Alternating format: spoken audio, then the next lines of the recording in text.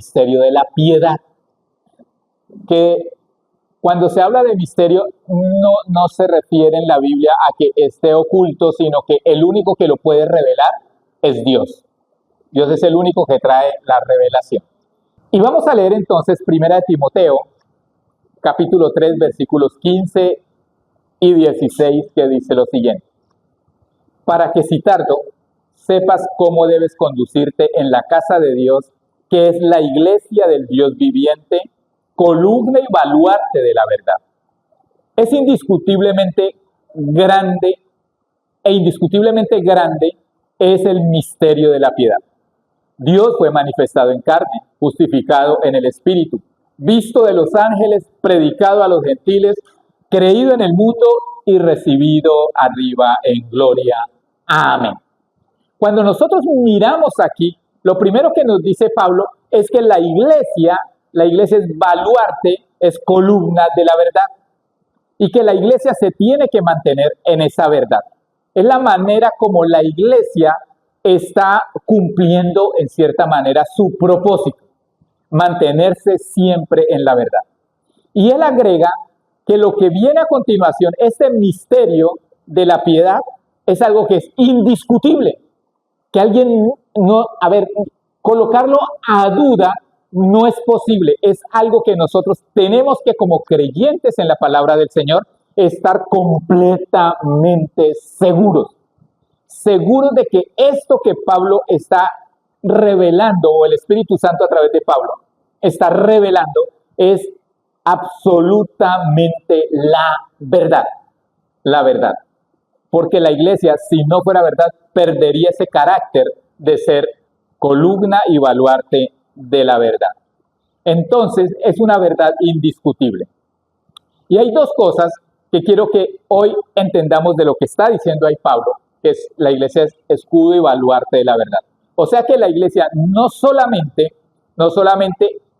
vive en la verdad, sino que debe estar predicando la verdad, debe estar llevando la verdad a todo sitio para que las personas conozcan la salvación del Señor. Esto que vamos a ver a continuación, estos puntos que vamos a ver a continuación, que forman esa revelación del misterio de la piedad, podemos nosotros decir que son prácticamente fundamentos de nuestra fe. Quiero que comencemos por algo importante aquí.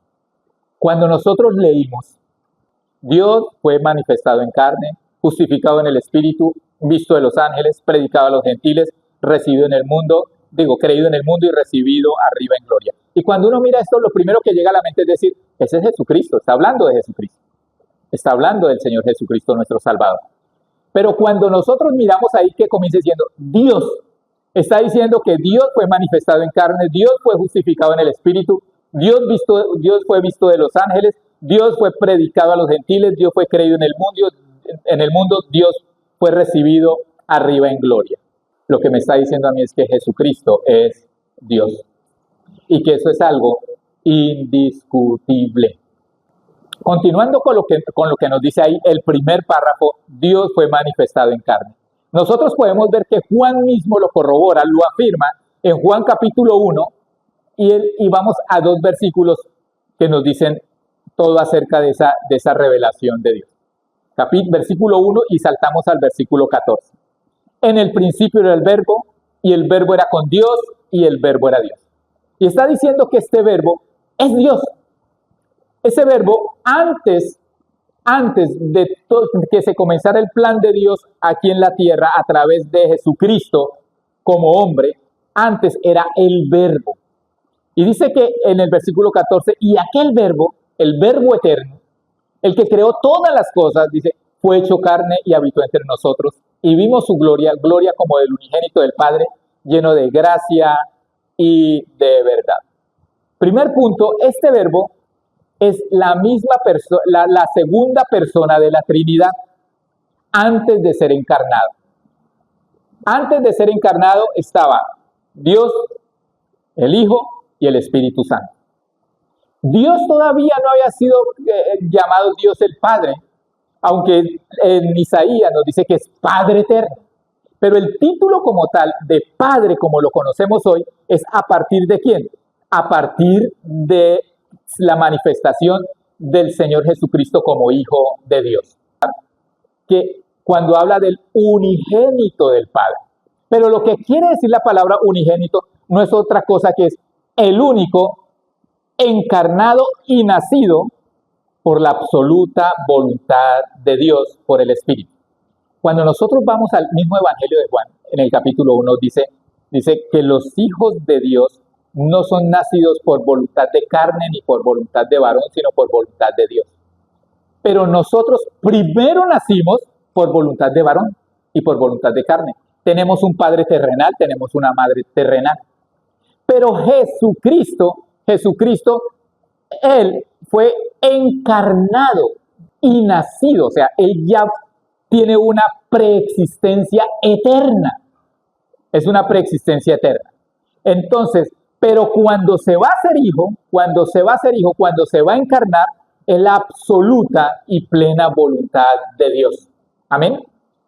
Es la absoluta voluntad de Dios. No existe para nada voluntad de varón.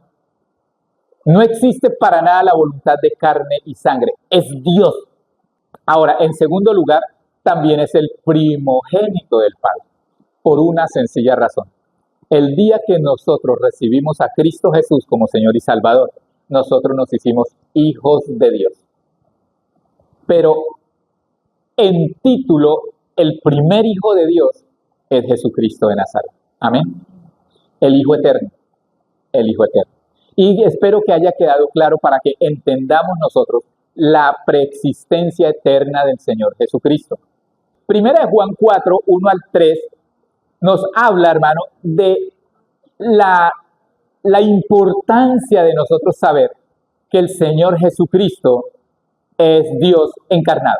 Y dice así, el Espíritu de Dios y el Espíritu del Anticristo. Dice, amados, no creáis a todo espíritu, sino probad los espíritus si son de Dios. Porque muchos falsos profetas han salido por el mundo. En esto conoced el Espíritu de Dios.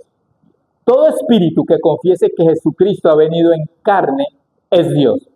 Y todo espíritu que no confiese o que no confiesa que Jesucristo ha venido en carne no es de Dios. Este es el espíritu del Anticristo, el cual vosotros habéis oído que viene y que ahora ya está en el mundo. Entonces aquí vemos la afirmación de Juan, donde dice, cualquiera que rechaza la divinidad del Señor Jesucristo, que Jesucristo es Dios y es hombre, 100% Dios, 100% hombre, si rechaza la deidad del Señor Jesucristo, simplemente está operando el espíritu del Anticristo. Pero nosotros creemos que el Señor Jesucristo es Dios, 100% Dios, 100% hombre. Está la plenitud de Dios en Él y está la plenitud del ser humano en Él.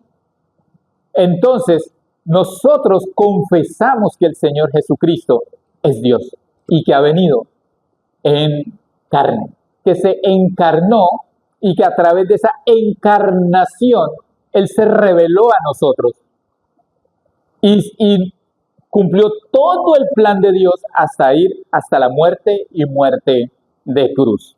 Entonces, lo primero que nos revela a nosotros el misterio de la piedad es la divinidad de ese hombre que murió en la cruz por nuestros pecados, que Él ha venido en carne, pero que es Dios. Y que Dios en Cristo Jesús dice que estaba muriendo para que nosotros fuésemos salvos y tuviéramos vida eterna. Mire, el Espíritu Santo siempre nos va a revelar la deidad del Señor Jesucristo. Es que hoy en día que se ha levantado tanta falsa doctrina y que hoy vemos tanta doctrina que tergiversa la palabra del Señor, hay que tener mucho cuidado, iglesia. Hay que tener cuidado con lo que nosotros creemos. Y no creerle a cualquiera que está diciendo, sí, Jesucristo. Ah, no, nosotros creemos en Jesucristo. Pero para ellos, ¿quién es Jesucristo? Cualquier doctrina que le quite una sola virtud, un solo atributo, una sola característica divina al Señor Jesucristo, esa doctrina no viene del Espíritu Santo de Dios. Podemos decir que el Señor Jesucristo es eterno, podemos decir que el Señor Jesucristo es inmutable, podemos decir que el Señor Jesucristo es cualquier atributo de Dios, pero le quitamos uno de esos atributos. Que el Señor Jesucristo, un ejemplo, que el Señor Jesucristo pecó. Ya eso, hermano, ya eso tergiversa absolutamente y daña absolutamente toda la doctrina acerca de la divinidad del Señor Jesucristo. Y aquí quiero que miremos dos cosas. Dios se ha manifestado en carne, ¿por qué? Primero, porque era necesario que Él se manifestara. Hebreos 2.14 dice, así que por cuanto los hijos participaron de carne y sangre, Él también participó de lo mismo para destruir por medio de la muerte al que tenía el imperio de la muerte, esto es, al diablo. Entonces, había una necesidad, y esa necesidad era destruir el poder del enemigo. Y era necesario que el Señor Jesucristo viniera en forma de hombre, de un ser humano, para derrotar al enemigo. Era necesario que Él llegara a este mundo. ¿Por qué? Porque así como participaron de carne y sangre, toda la humanidad, era necesario que para Él poder destruir el reinado del diablo, el reinado de Satanás, del enemigo, Él pudiera venir también en carne y sangre. Dice la palabra del Señor que para cumplir la justicia de Dios, sin derramamiento de sangre no había perdón de pecados. Cuando Cristo muere en perfecta santidad, hace inoperante, dice esa palabra que dice ahí que destruir, esa palabra también significa inoperante, inerte, inválido, inactivo y sin ningún efecto, el imperio de la muerte que está en manos del diablo. Por eso nosotros tenemos vida y vida eterna. Él nos ha podido dar vida eterna porque destruyó, invalidó, dejó inactivo el poder que tenía el diablo. ¿Y cuál era el poder que tenía el diablo? La muerte. La otra importancia de la encarnación del Señor Jesucristo, que se haga carne y sangre como nosotros, es por la impotencia de nuestras obras. En Romanos 8:3 dice, porque lo que era imposible para la ley por cuanto era débil por la carne, Dios enviando a su Hijo en semejanza de carne, de pecado, y a causa del pecado, condenó al pecado en la carne. Lo que está diciendo aquí la palabra es que la ley era imposible cumplirla porque la ley es espiritual y nosotros somos carnales. Y todo se daba para que la raza humana siguiera siendo condenada por la eternidad. Porque no había la posibilidad de hombre alguno, natural como nosotros, que pudiera vencer la carne, que pudiera vencer, hermano, el dominio de la carne, la debilidad de la carne y cumplir la ley de Dios. No lo había. Fue necesario que alguien que tuviera el poder de dominar la carne, de vivir en santidad, de someterse completamente a Dios, viviendo, estando envuelto en carne y sangre, hecho un ser humano, esa persona venciera y al morir, muriera en absoluta y completa santidad, cumpliendo la justicia de Dios. Eso era lo importante. Por eso era necesario que el Señor Jesucristo se hiciera como uno de nosotros, se hiciera hombre. Entonces, ¿por qué? Porque nosotros no podíamos cumplir la ley de Dios. Y Él entonces, al cumplir la ley de Dios, ¿qué hace entonces el Señor Jesucristo? Dice que entonces Dios enviando a su Hijo en semejanza de carne de pecado y a causa del pecado, condenó el pecado en la carne. Esa palabra condenar es como si hubiera hecho un juicio. Al morir el Señor Jesucristo, se hizo un juicio sobre el pecado, se encuentra el Señor Jesucristo libre de pecado y entonces Él se convierte en nuestra justicia. Romanos 8:1, ninguna condenación hay para los que están en Cristo Jesús. Ninguna condenación hay para nosotros, hermano. ¿Por qué? Porque Él en su carne condenó el pecado, lo acabó. En Hebreos 10, 19 al 22, hay algo también que quiero que entendamos de esto.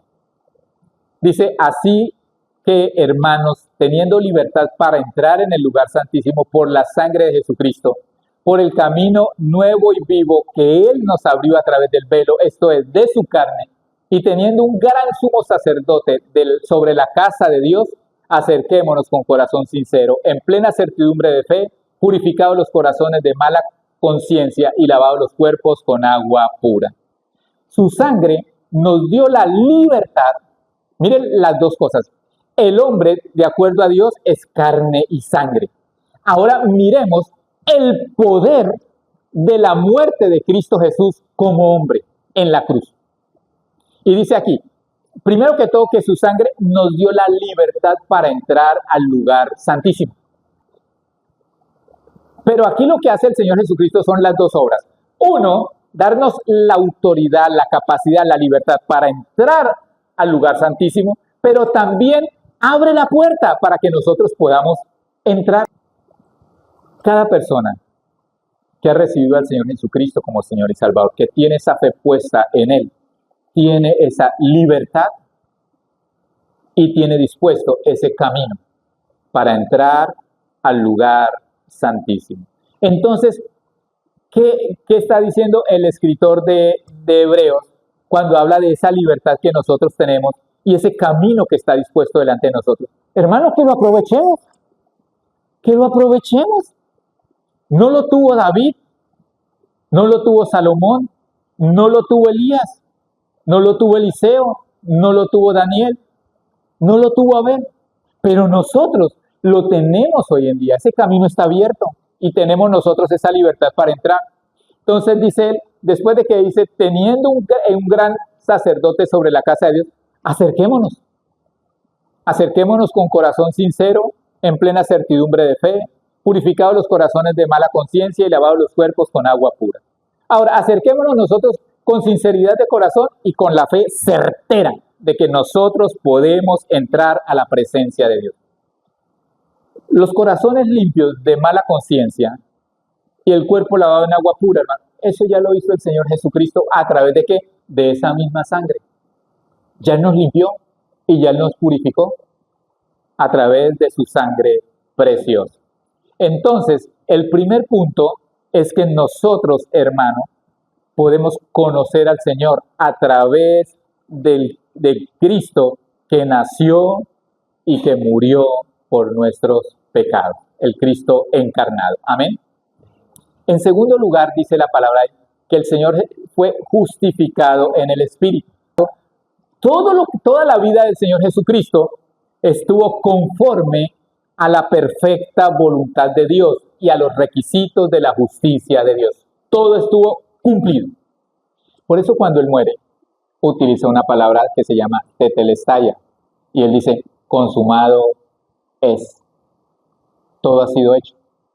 Cuando el Señor fue a comenzar el ministerio, nosotros vemos la manifestación del Espíritu Santo viniendo sobre Él, al punto donde Juan el Bautista tiene como señal de que sobre quien Él vea que el Espíritu Santo viene y permanece, ese es el Cordero de Dios que quita el pecado del mundo. Esa era la señal para Juan. Y es algo tremendo, hermano, porque ¿quién ha visto el Espíritu Santo? Yo creo que el único que ha visto el Espíritu Santo es Juan, que lo vio en forma de paloma. De resto, nosotros sabemos, por fe, que el Espíritu Santo mora en nosotros. Que el Espíritu Santo mora en nosotros. Entonces, y quiero que lo entiendan así, hermano. Mire, usted no necesita que usted sienta escalofríos o sienta un calor, porque entonces no sería por fe. Yo creo que tengo el Espíritu Santo. El día que recibí al Señor Jesucristo en mí no hubo calor, no hubo fuego, no hubo temblor, no hubo grito, nada. Pero creo, porque es un acto de fe. Y Pablo le dice a la iglesia de Galacia, ¿ustedes recibieron al Espíritu Santo por obras o por creer? Recibimos el Espíritu Santo por creer. Y creo, no lo he visto, pero creo que aquí está en mí. Y crea usted también que el Espíritu Santo mora en usted. Amén. Eso se recibe por fe. En Hebreos 9:14 dice, cuánto más la sangre de Cristo, el cual mediante el Espíritu Eterno se ofreció a sí mismo sin mancha a Dios, limpiará vuestras conciencias de obras muertas para que sirváis al Dios vivo. Porque con una sola ofrenda hizo perfectos para siempre a los santificados. Y nos atestigua lo mismo el Espíritu Santo, porque después de haber dicho, este es el pacto que haré con ellos, después de aquellos días, dice el Señor, pondré mis leyes en sus corazones, en sus mentes las escribiré, y añade, nunca más me acordaré de sus pecados y sus transgresiones. Quiero mirar tres aspectos importantes aquí. Ahora, ¿mediante quién se ofreció Cristo a sí mismo a morir en la cruz? ¿Mediante quién se ofrece Cristo a sí mismo a morir en la cruz? Dice que mediante el Espíritu Santo. Fue el Espíritu Santo, hermano, el que fortaleció, fue el Espíritu Santo el que guió, fue el Espíritu Santo el que cuadró todas las cosas para que el Señor Jesucristo llegara hasta la cruz. Y el segundo aspecto es, ¿quién da testimonio que Cristo puede, con su sangre, limpiarnos y santificarnos? El Espíritu Santo. Porque con una sola ofrenda, nos hizo perfectos para siempre a los santificados y nos atestigua lo mismo. ¿Quién? El Espíritu Santo. El Espíritu Santo, hermano, es el que da testimonio a nuestro espíritu de que somos hijos de Dios. Amén. Y si hijos, dice la palabra, también herederos. Y herederos con el Padre. Entonces es el Espíritu Santo el que todo el tiempo señala al Señor Jesucristo como el Santo perfecto. Y un tercer aspecto es, ¿a quién testifica el Espíritu de que hemos sido santificados en Cristo? A nosotros. Toda esa tarea, hermano, de dar testimonio, de justificar, la hace el Espíritu Santo en nosotros, de hacernos sentirnos justos, perdonados. Pero todo eso también viene a raíz de que el Espíritu Santo también dice que al Señor Jesucristo fue entonces justificado en el Espíritu. ¿Y cómo es justificado el Señor en el Espíritu? ¿Cómo lo sabemos nosotros? Romanos 1, 3 al 5 dice, acerca de su Hijo, nuestro Señor Jesucristo, que era del linaje de David según la carne, que fue declarado Hijo de Dios con poder según el Espíritu de santidad por la resurrección de entre los muertos. La absoluta e indubitable señal que Jesucristo es el Hijo de Dios y que el Espíritu Santo está señalando como el santo, el perfecto, el ungido, el santo de Dios, es el Señor Jesucristo. Y lo vemos a través de ¿qué? De la resurrección. La resurrección, hermano, es la señal de que el Espíritu Santo encuentra también al Señor Jesucristo santo perfecto. No, ahí está hablando que es el Espíritu de santidad por el cual, por la resurrección del Señor Jesucristo de entre los muertos. Él es resucitado porque cumple con la justicia de Dios. Ahora quiero mirar el tercer aspecto importante y dice que el Señor Jesucristo fue visto por los ángeles. Y los ángeles fueron testigos en cada momento de todo el ministerio del Señor Jesucristo. Aquí no está hablando de que los ángeles lo vieron en los cielos, aquí está hablando de que los ángeles fueron también y dieron testimonio acerca del Señor Jesucristo aquí en la tierra. Entonces, Dios fue encarnado, fue hecho carne, el Espíritu Santo es el que hace la justificación, y aquí vemos nosotros que los santos, los ángeles del Señor también dan testimonio de Jesús. Y dice en Lucas capítulo 2, versículo 8 al 14, que el Señor Jesucristo nació y los encargados de anunciar el nacimiento del Señor Jesucristo fueron los ángeles. Un ángel es el que va a María y le dice, Dios con su poder te va a llenar y el ser santo que estará en ti, ese ser santo que nacerá, es el Hijo de Dios. Pero también los ángeles anuncian a los pastores el nacimiento del Hijo de Dios. Y son los que dan testimonio a los pastores de que allá en Belén ha nacido el Salvador del mundo. Son los que dan testimonio. Y si seguimos más adelante, en la tentación del Señor Jesucristo, ya el Señor comenzando el ministerio, dice que estuvo 40 días y 40 noches en ayuno y fue tentado por el diablo. Y que cuando terminó la victoria, la tentación en victoria, dice entonces que los ángeles le servían. Ahora, en su ministerio también, los ángeles se manifestaron y se manifestaron grandemente. Quiero que vayamos un momento ahí, téngalo ahí, ¿no? En Juan 1:51, pero Juan está relatando esta parte. Juan está hablando del llamado que el Señor está haciendo a los apóstoles. Ya ha llamado a Juan, ya ha llamado a Pedro, ya ha llamado a sus hermanos. Y llega un momento donde está llamando a Natanael. Y cuando llama a Natanael le dice, he aquí un verdadero israelita. Y él dice, Señor, ¿desde cuándo te conozco? Entonces el Señor, desde que estabas allá debajo de la higuera. Oh, Señor, tú eres el Hijo de Dios. Y entonces las palabras, la respuesta del Señor a Natanael es la siguiente.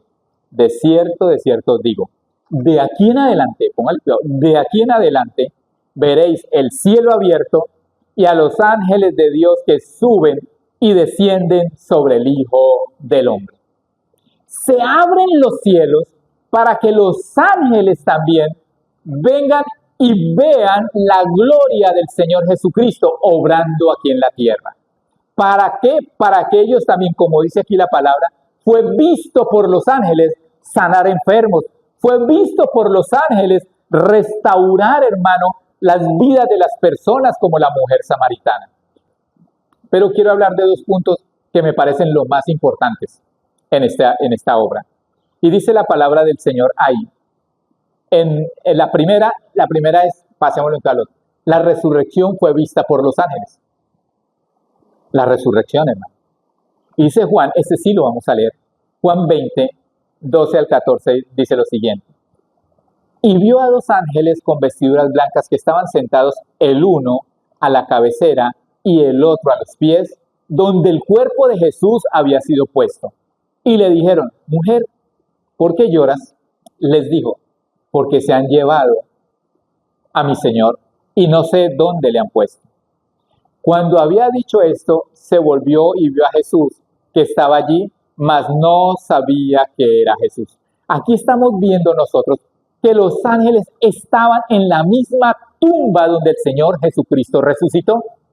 Y son los que le dan testimonio a los que llegan ahí a mirar que la tumba está vacía. Al punto donde, si miramos otros evangelios, ellos van a decir, ¿por qué buscáis al que está vivo, al que vive entre los muertos? Porque ellos dan testimonio de la resurrección del Señor Jesucristo. Y en segundo lugar, ellos dan testimonio también de la ascensión del Señor Jesucristo. Y dice en Hechos 1, 10 al 12, dice, y estando ellos con los ojos puestos en el cielo, entre tanto que él se iba, he aquí se pusieron junto a ellos dos varones con vestiduras blancas, los cuales también les dijeron, varones galileos, ¿por qué estáis mirando al cielo? Este mismo Jesús que ha sido tomado de vosotros al cielo, así vendrá como le habéis visto ir al cielo. Dan testimonio a los discípulos del Señor, que así como Cristo, así como ellos lo vieron subir, así mismo Él vendrá. Así mismo Él vendrá. Y esa es nuestra esperanza hoy en día. El Señor Jesucristo vuelve y vuelve por su iglesia. Vuelve por usted y vuelve por mí.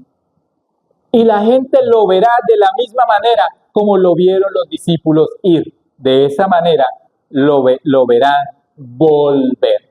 Pero ya no lo verán subir solo. Lo verán subir con nosotros. Dice la palabra del Señor también que Jesucristo fue predicado a los gentiles. Ahora, el problema que nosotros y tenían los judíos en su tiempo, uno, es que el Señor Jesucristo siempre, cuando vino acá, Él decía, es que yo vengo es a salvar y vengo a traerle la predicación y vengo a sanar a los enfermos de Israel. Al punto donde una mujer sirofenicia está diciendo, Señor, hijo de David, ten misericordia de mí. Y los discípulos dicen, Señor, échala, sácala, quítala de acá, porque ella no es israelita, ella es sirofenicia. Y el Señor se le acerca y le dice, mujer, no está bien dar el pan de los hijos a los perrillos, porque yo he venido al pueblo de Israel. Ella no era judía, ella no era de Israel. Y el Señor Jesucristo marca ese límite. Yo he venido para el pueblo de Israel. Y ella con toda esa necesidad que tenía de ver a su hija sana, dice, Señor, aún los perrillos comen del pan que cae de la mesa, las migajas que caen de la mesa de los hijos. Y entonces el Señor dice, mujer, grande es tu fe. Hágase como tú has creído. Y así se hizo. Entonces, los judíos siempre pensaron que la salvación era solamente para ellos. Ellos siempre pensaron que eran los únicos en la salvación, que era el pueblo escogido por Dios. Pero cuando nosotros encontramos varios aspectos en la palabra, primero, que tanto judíos como gentiles estaban en la misma condición. Romanos 3:9 dice, ¿qué pues?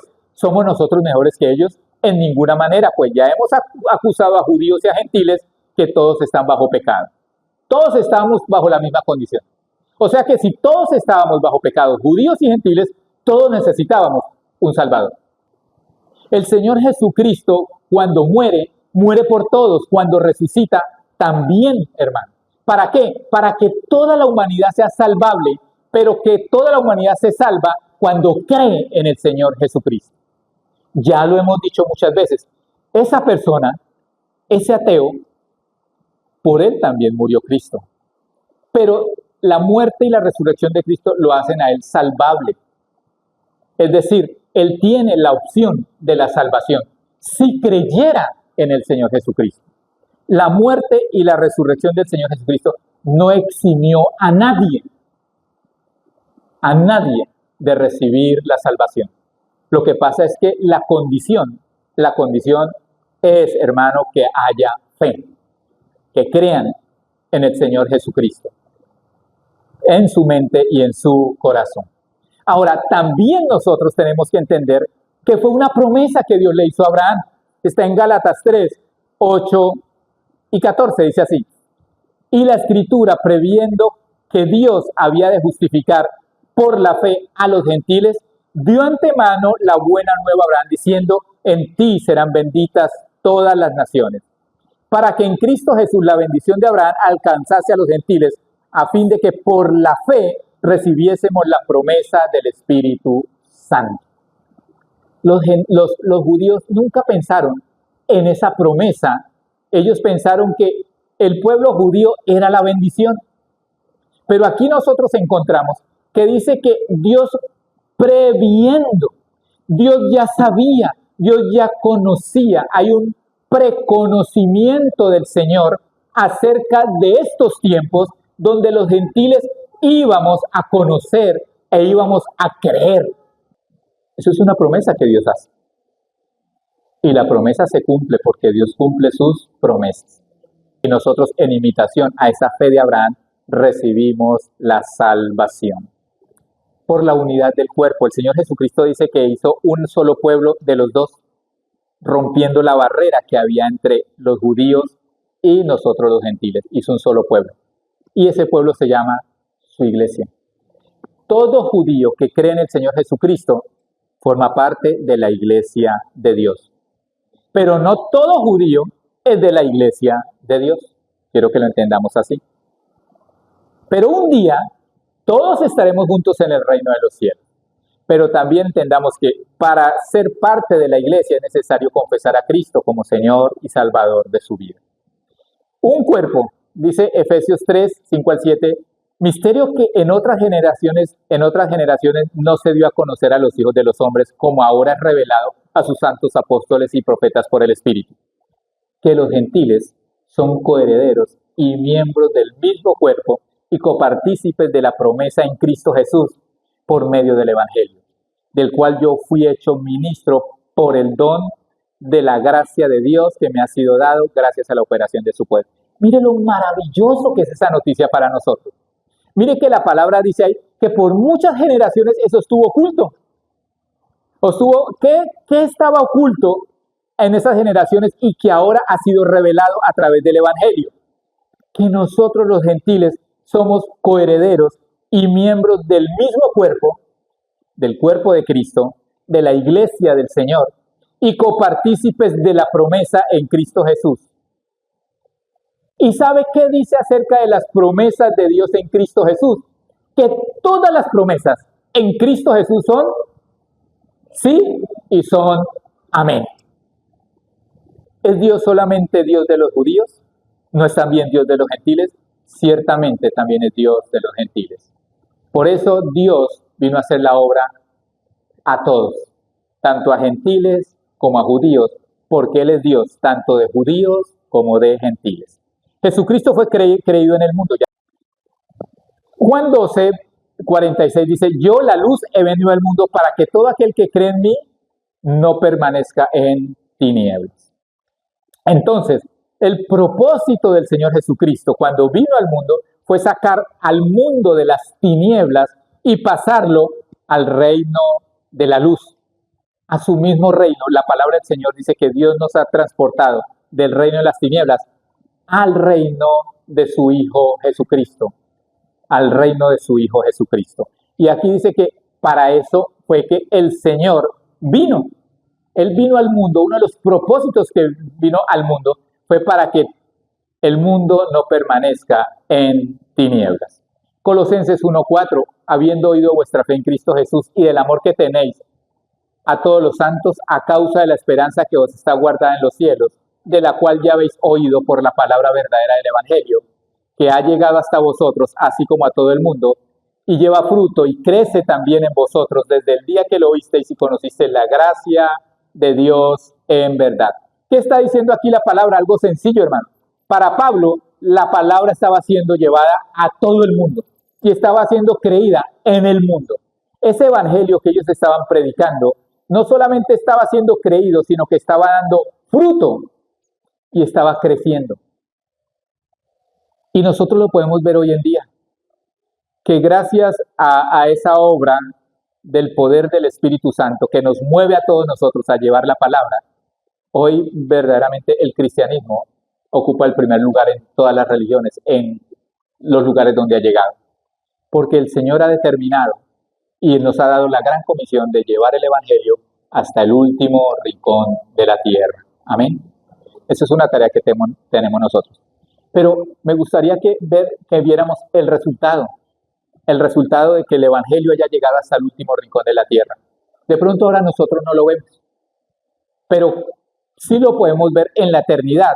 Y eso lo revela Apocalipsis 7, versículos 9 al 10, dice lo siguiente.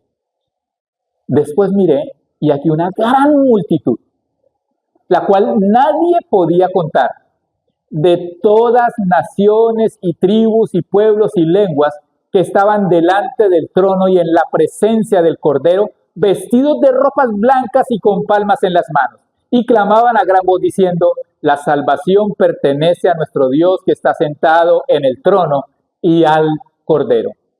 Oh, tremenda sorpresa cuando yo veo que esa multitud, hermano, no se puede contar. Es incontable.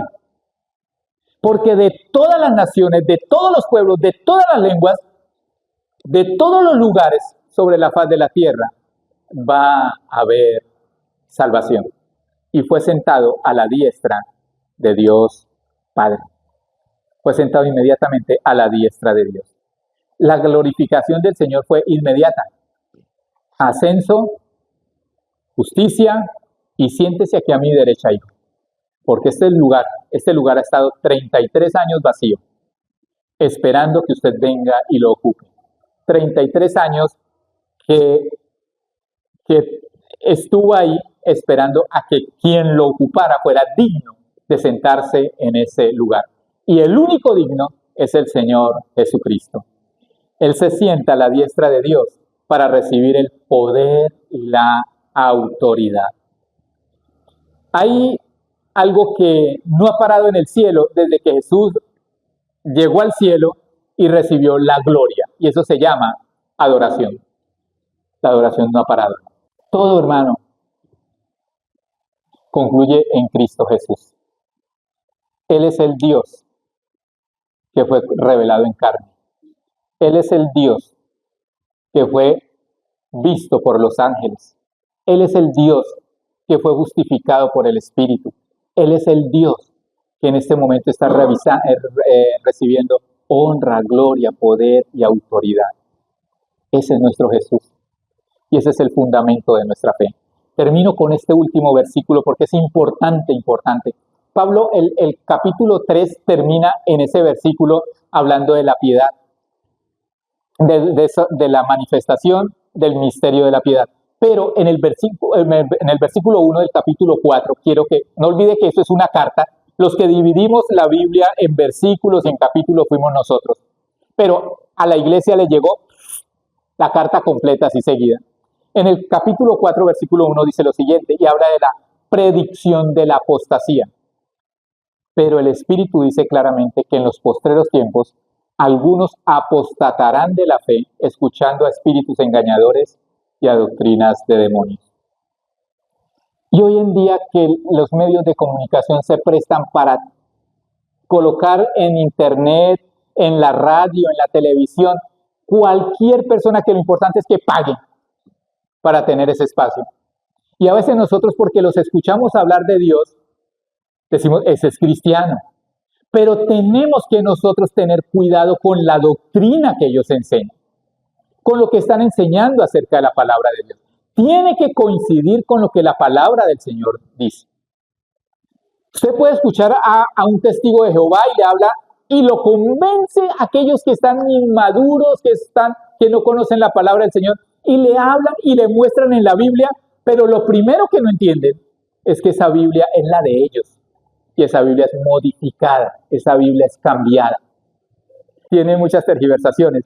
Entonces la gente llega y lee, claro, en sus manos tiene ¿qué? La Biblia, y mire lo que dice la Biblia. Entonces cuando leemos Juan 1:1, no dice en el principio era el verbo era con Dios y el verbo era Dios, sino va a decir en el principio era el verbo era Dios y el verbo era un Dios. Eso suena muy diferente, pero la tragamos enterita. Tengamos cuidado con lo que escuchamos, hermano. Aún en internet y en la radio, de aquellos que a veces se dicen que son pastores cristianos. Y sí, uno se puede equivocar a veces, pero que continuamente se estén equivocando, eso es grave. Hay que tener cuidado con lo que estamos recibiendo en doctrina, porque dice la palabra que en este tiempo el Espíritu Santo revela claramente que se apostatará de la fe. La palabra apostatar no es que yo me salga de la iglesia y abandone la iglesia y me vaya al mundo a cometer pecado. Significa apartarse de la fe. Y una manera de apartarse de la fe es cambiar la fe por otra. Un evangelio diferente. Ya nos comenzamos a apartar de la fe.